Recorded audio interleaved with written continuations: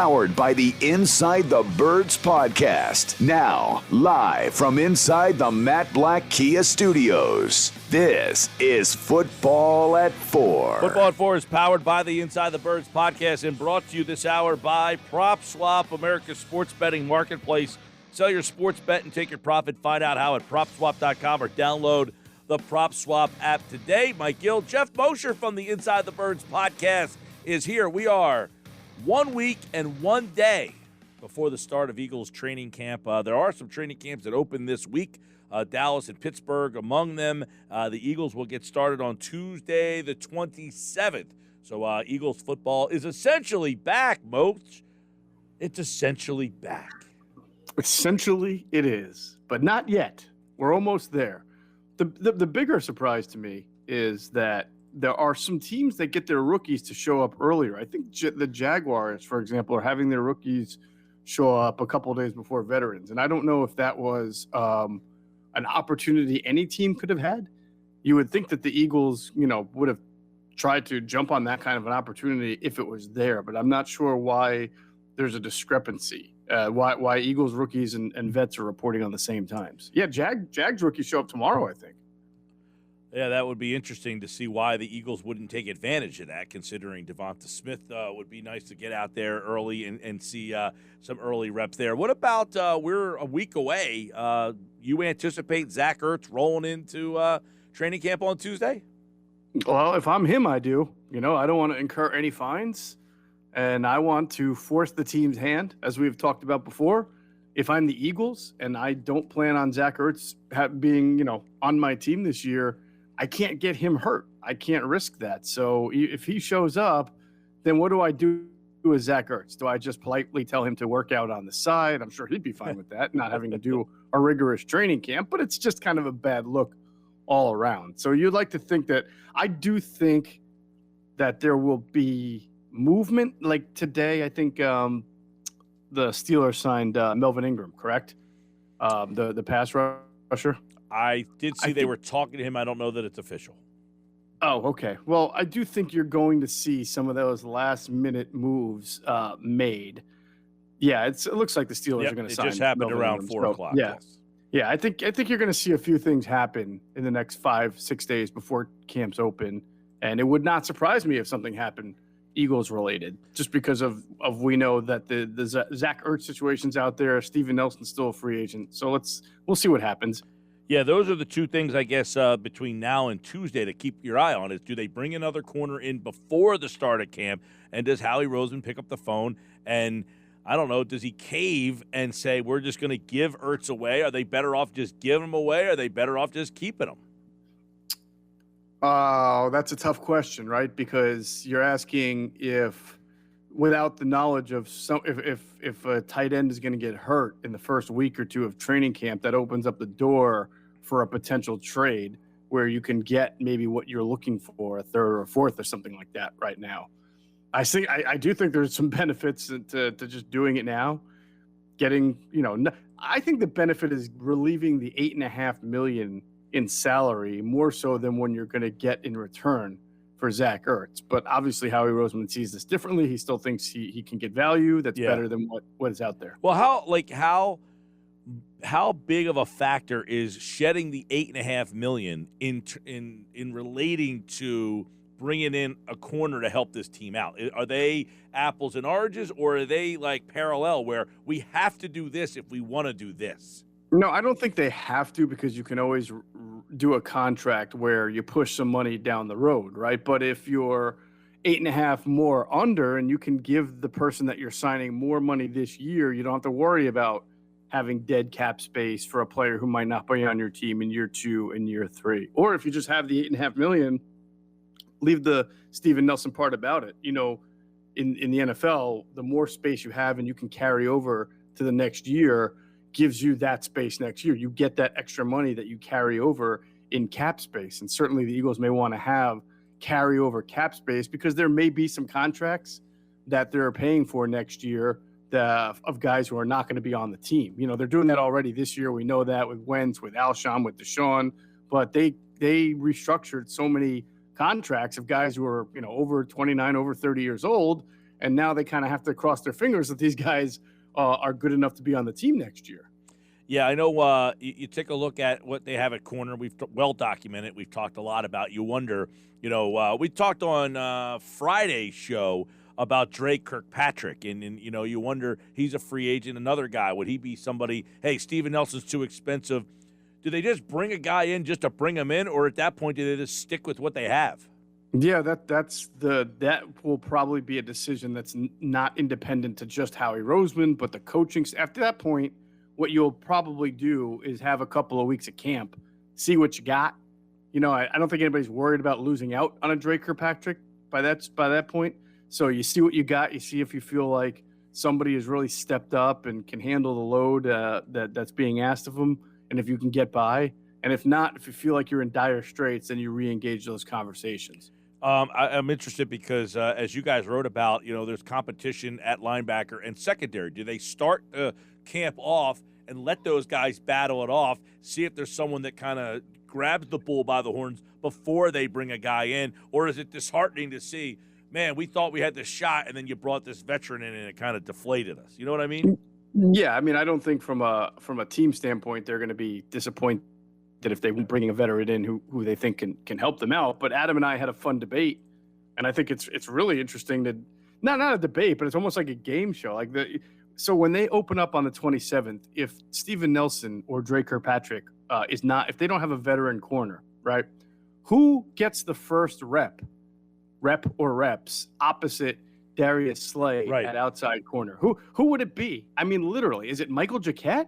Is it Craig James? Is it the rookie Zach McPherson?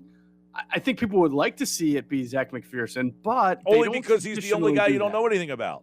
Exactly. They don't traditionally hand a fourth-round pick the first shot to run with the first team, especially when you've got some guys who've been on the team already. Is it Josiah Scott? I doubt that.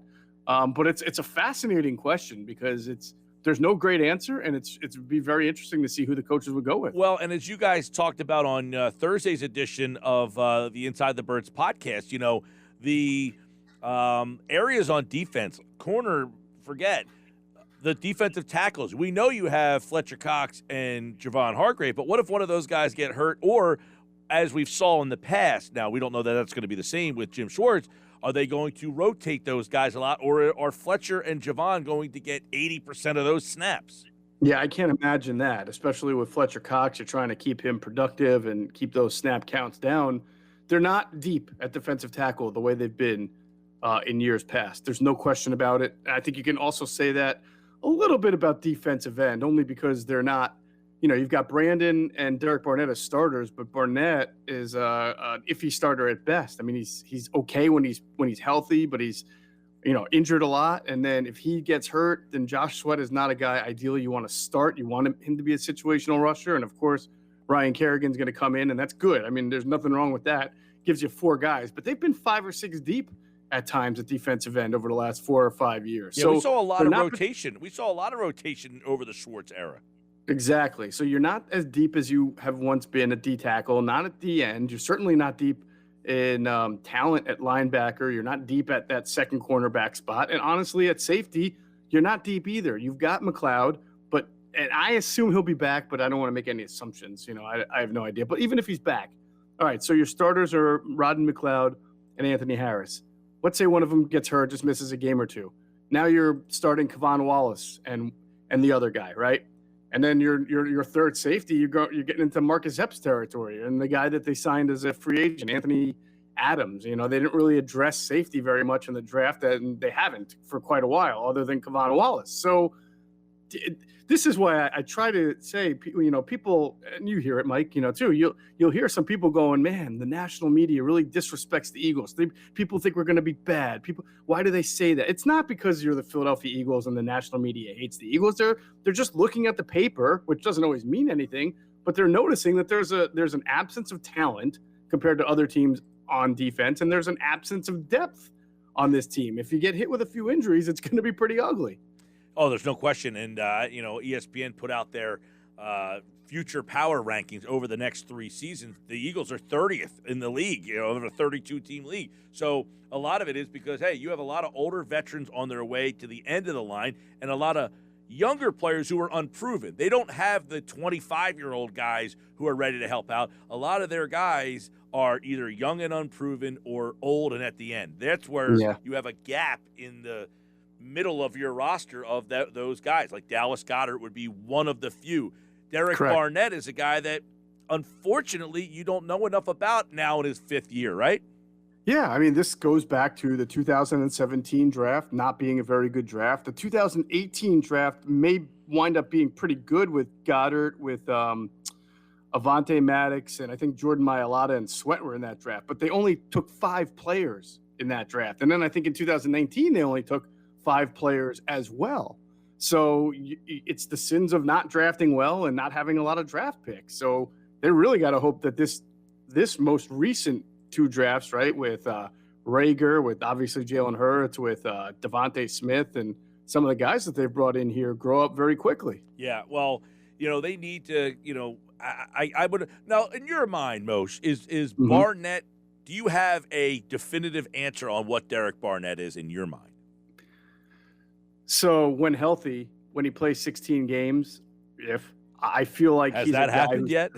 Yeah, I know. I feel like he's a guy whose upside is probably going to be 8.5 to 9.5 sacks. I mean, I think on his best day, he can kind of be like Brandon Graham. He started to show you something last year as a run stopper. I thought he was pretty good against the run at times last year. And, he's got some good bend as a pass rusher. He's just not explosive. He's not cat-like. He's not Von Miller. He's just a good technician of a defensive end. So that's really all I think that you're going to get, though. When you get if you're getting the best Derek Barnett, I think you're getting like 8.5 sacks to 9 at most, a couple tackles for a loss, some pretty decent run defense, but nothing like out of the Pro Bowl, level or anything like that. Which, I mean, at 14, I don't know that you're anticipating a Pro Bowler, but correct. You did, you're getting a guy that I think is kind of underwhelmed. He has had flashes, not enough. But, and then you flip over to a guy like Dallas Goedert, and you wonder what's the ceiling for him. These are the guys they need more from, the Dallas Goederts,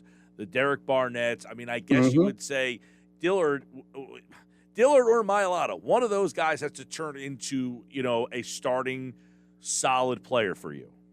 Yeah, it would really help if Avonte Maddox was a really good slot corner where, he'll probably be there this year.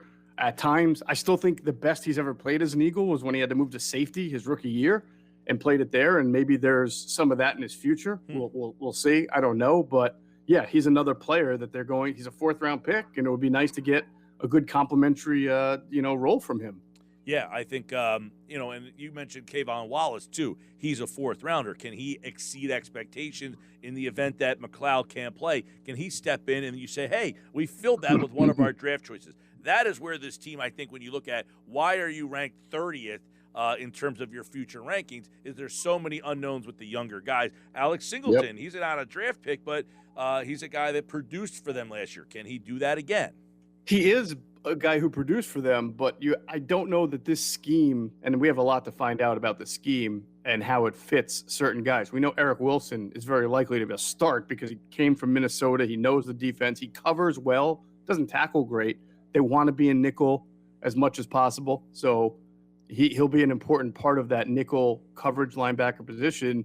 Singleton is a guy, I mean, do they trust his coverage enough to make him the other nickel linebacker? Do they like him against the run so he's a base linebacker, which you're not in too much? Or is that TJ Edwards' role? I don't know how Alex Singleton fits because I really haven't seen the scheme implemented yet. So it's hard to really make any kind of commentary. But you know that what he showed you last year, Mike, is that he's probably going to be on the team and they'll probably find a role for him. I would think so. And, because there's not a lot of guys there, but you would think that they're better at that spot than they were a year ago. It's a big sigh. Let's see. A year ago, well, yeah, because Nate Gary was playing. Nate Gary a lot playing there. Yeah. I would say that. I don't know that they're that much better, but they're better. I mean, Singleton was at least a respectable player last year. I mean, when he was out there, you weren't like Gary. They just picked on. It was like what Gary was 49, right? Was that his jersey number? Where's 49 at? Let's go right at him. Singleton, not he wasn't the same in that vein. And Wilson, obviously, we think is going to be a big upgrade over anybody else they had last year. Yeah, he'll be an upgrade over what they had. It's not still the type of linebacker and secondary that's going to make, any of the first 5 or 6 quarterbacks they face be worried about where to throw the ball. First you start off with Matt Bryan. You got Dak Prescott by week 3. You got Mahomes by week 4. You got Brady in week 6. I think you got a Justin Herbert in there somewhere. It's just, they're Jonathan Gannon's going to look. I think he has a chance to show early on how good of a defensive coordinator he's kind of rumored to be. Yep. But he's not a miracle worker either. So he's only working with what he has. Right. And the gaping hole that they have at that corner spot is just looms so large over everything. Like if I said if they got a player like a Steven Nelson at that spot, how much does that change the outlook for the season? I don't know, but you go in knowing that you almost have no shot with who's over there now. I wonder if there'll be a game prop week 1 on how many targets the cornerback number 2 for the Eagles will see in game 1 from Matt Ryan, because it's going to be double digits. I mean, they are going to throw, even if it's Steven Nelson, who's or Drake or Patrick. It doesn't matter. It's not Darius Slay, and it's not going to be a very difficult secondary to throw against, perceivably. So that guy, cornerback number 2, is going to see a lot of throw balls coming his way. No, you're right. And we mentioned in the conversation earlier, too, what do they do at that 3rd, 4th defensive tackle spot? Because those 2 guys are both rookies, we think, at that spot. Or do you go with a Hassan Ridgeway? We'll see. I'm very interested to see, you got the 3rd-round pick, Williams, you got the 6th-round pick. Do they get more playing time, or do they go with the veteran players in that spot? So there's another very, starting Tuesday, I'll have my eye on what happens in there. Yeah, no, I think, and listen, new coaches will like to get their guys on the field. We know that. New regimes. So you're looking at Milton Williams, and you're looking at even the 6th-rounder, Marlon Tuipulotu, and thinking, you know what? They're going to want to get those guys some snaps, some reps, see what they got. And they also know by doing that, you're putting some inexperience on the field. So you trade one for the other, and that's why you tend to think that there'll be some growing pains for the defense for the sake of getting better in the long run. I feel like we've talked a lot about the defense here. Do you anticipate – now, let me ask you. I don't know if I got a chance to talk to you about the Deshaun Watson stuff yet. That happened, I guess, Thursday. You were on Wednesday. Everybody's connecting the dots there. But my question for Adam on Friday was, hypothetically, they make a deal for Deshaun Watson. How much does that change their outlook for this season? You'd have to tell me first. I'm sure Adam may have brought this up too. They're dealing for him, but is he suspended? It's hard to believe he's not going to be suspended in some form or fashion by the NFL. Ben Roethlisberger, Zeke Elliott, neither of these guys were charged with anything officially from a police or law and order standpoint, but they were both suspended. And I have a feeling the same thing will happen with Deshaun Watson. So you're talking about 6 to 8 games, perhaps. So I would say no, that even if the Eagles were to acquire him prior to the suspension, that it's not going to have much of an impact on their 2021 season. Now, everybody just connecting the dots. Valid or just connecting the dots in July? The interest in Deshaun Watson? Yes. I mean, because there are people that are just, hey, the Eagles are always involved in stuff. You know what I'm saying? Yeah, I mean, listen, you're an Inside the Birds listener. We've been talking for quite a while, since before the allegations came out against Deshaun Watson, that if available and if he was going to have a divorce from the Texans, that the Eagles would be interested and have interest. That's all we can say, and I think it was out there. Someone said they've got the most draft compensation to be able to make a move for him. That's not breaking news, right? I mean, you look at the other teams that might want a quarterback, whether it's Miami, although they have Tua, or another team. No teams got stocked up on draft capital like the Eagles over the last 8 to 12 months. Correct. So, and the Eagles are in the NFC. Good dot connecting and rational dot connecting. The Eagles are in the NFC. Miami's in the AFC. So that could tilt towards your direction if they have some kind of offer as well. All right. Well, it all starts Tuesday, and we will see. Zach Ertz is still here. There is no other corner still to this day. They have a week and a day to maybe rectify both of those issues. Anything else they need to rectify by then, or are we comfortable with the rest of how this roster sits? I think, we've talked a little bit about maybe having a veteran wide receiver to kind of just be a veteran in the room, because it's still a pretty young wide receiver room, but I don't know that guy is out there and that it's worth bringing in. I probably would have taken a flyer on Josh Doxson, just not because he's a veteran, but because he's a former first rounder. He's got some size, natural X type guy, and why not? If he doesn't make it, he doesn't make it. No money. But I don't know if he signed with anybody or if he's still out there, but he's somebody I might consider just to bring into camp. All right, Geoff Mosher and the Inside the Birds podcast. It dropped this morning. You guys had some fun reflection on your careers in there. Yeah, we promised. A lot of our listeners have asked us to do this because we drop a couple of stories every once in a while. And we said, we'll just do an entire podcast deep into the summer on some of our, bloopers as journalists, some of the funniest things we've witnessed coming up through the ranks, and some of our more embarrassing moments. So we did like a little bloopers it was fun podcast. It was good. It was I enjoyed it. Yeah, check that out over at the Inside the Birds wherever you listen to your podcasts, or you can go to InsideTheBirds.com and check out all their stuff over there. But the one today was pretty fun. It kind of gives you a little reflection on some of the things they've done along the way to get to where they are. The Inside the Birds guys, Geoff Mosher, Andrew DeCecco, Adam Kaplan. DeCecco's here tomorrow. We will preview the NFC North. And then on Friday with Andrew, we will do the East. And then Tuesday when Andrew's back, we will be the start of training camp. All right. Moshe, good to see you, man. You got it, Mike. Talk to you soon. All right, Geoff Mosher and the Inside the Birds podcast, powered Football at 4, powered by the Inside the Birds podcast.